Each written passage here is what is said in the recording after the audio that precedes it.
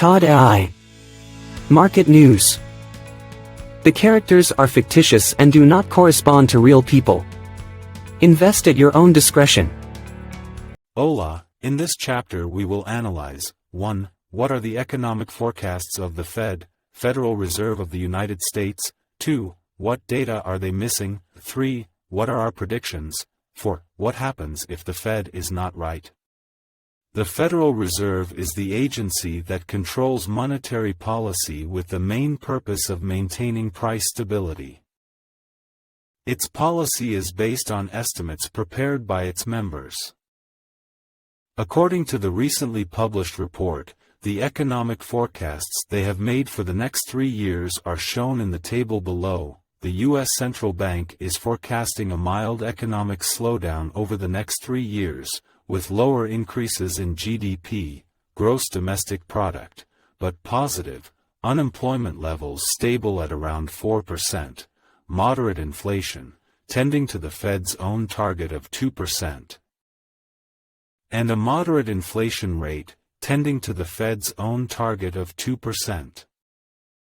In addition, they plan to lower rates from the end of 2024 and reduce their balance sheet and liquidity in the next year.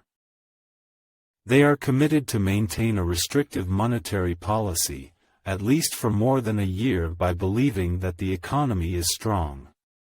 The main component they are missing is debt.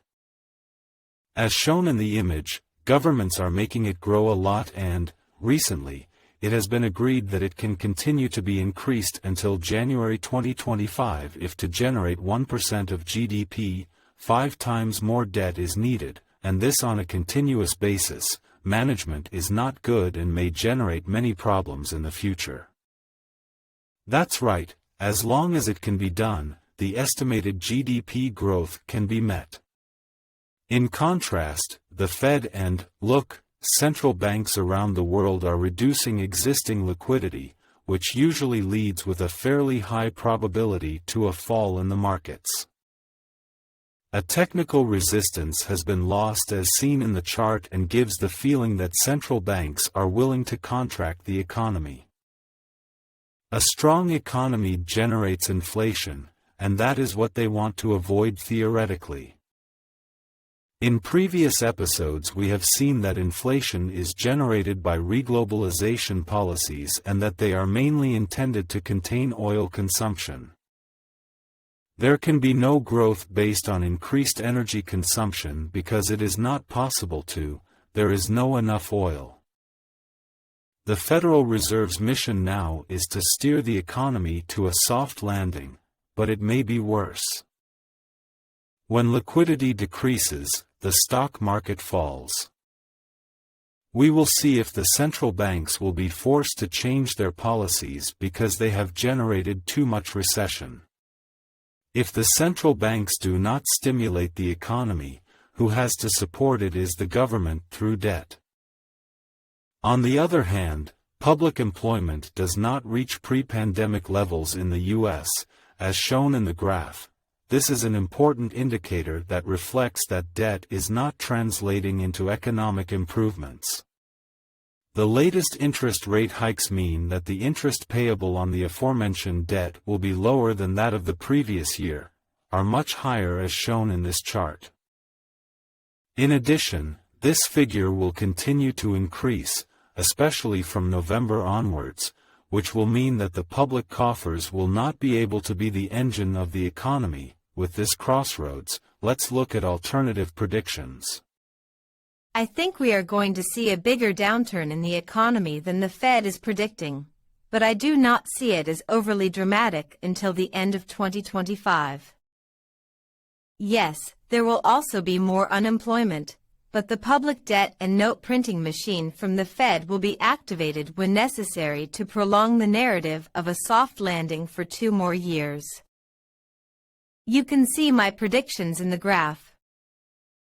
I believe that employment will remain at low levels for 2 more years, debt will rise sharply, and the balance sheet of central banks will not fall so much, it will even go up.